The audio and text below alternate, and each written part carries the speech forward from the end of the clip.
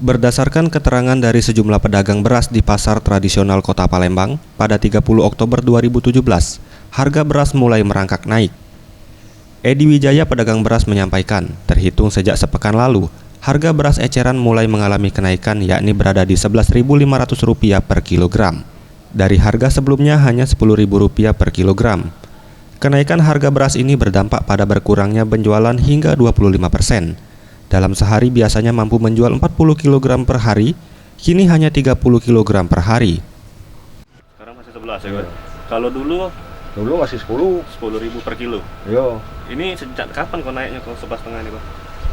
11,5 ini ya sih dari minggu ini lah. Sementara itu Azwar, pedagang beras lainnya, menuturkan, untuk beras kualitas baik, saat ini mengalami kenaikan Rp5.000 per karungnya.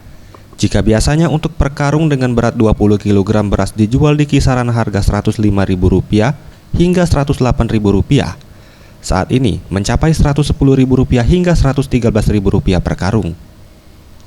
Dampak dari kenaikan harga beras ini, penjualan beras di tempatnya turun hingga 40%. Kalau sekarang Kalau untuk sekarang sih ya turun lah. berapa persen, Pak? Ya paling 40% lah dari ini. Cuman dialihkan dengan merek. Anugrah Santi Pratama, Sriwijaya TV.